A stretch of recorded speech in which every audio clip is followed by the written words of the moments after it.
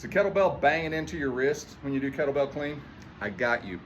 My name's Iron Tamer Dave Whitley, and I'm doing a series of videos on common problems that show up in the kettlebell clean. Maybe you can avoid them, or if you're having this problem, maybe this will help you correct them. What I want to talk about today is coming from the backswing into the rack position, this middle ground. You already know how to swing, so you know how to get the kettlebell up to about right here. We've talked about rack position, so you know where it's going to end up. So this section, this less than 90-degree section of the movement is what we're going to target today. First of all, I'm going to say that I am not a fan of keeping the thumb pointed behind you on the backswing. The reason being, we constantly talk about packing the shoulder, pulling the shoulder blade down and back. What that in anatomical terms is scapular retraction and depression, pulling it back and down.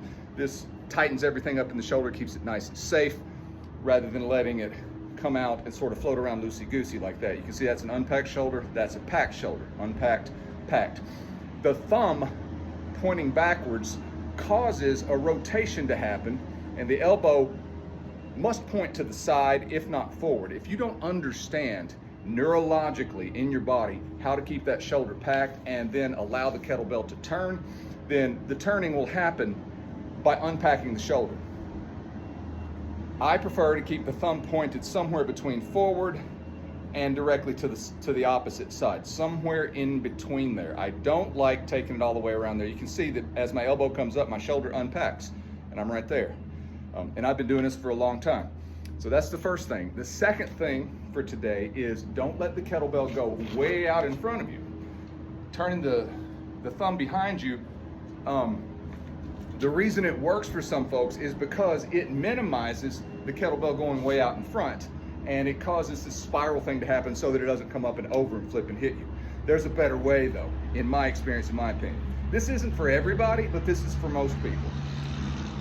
The kettlebell swings back. As it comes up, the hip, or the elbow, I'm sorry, stays in contact or close contact with the ribs, and we allow the elbow to bend with a packed shoulder rather than have the weight come up from the shoulder. So the elbow bends, and there's that transfer of force there. The kettlebell is out in front. I like to keep the handle slightly higher than the round part. So with my little 2 kilo, it's coming up here, and as I pull my thumb or my hand in, it rotates around and lands very comfortably right there.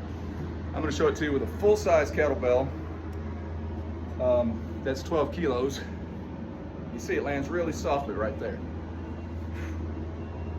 I catch it most of the time in more of a GS type rack, although the across the palm setup for a good natural press also happens as well.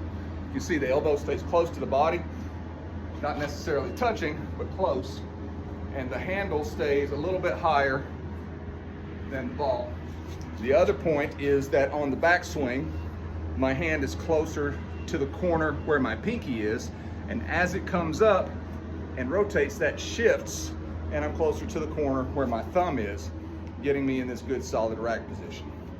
So I'm going to show you one that's undesirable, and I'm going to show you the one the way that I just showed you. So first one looks like this. Next one looks like this. Play with it. Let me know how it goes for you.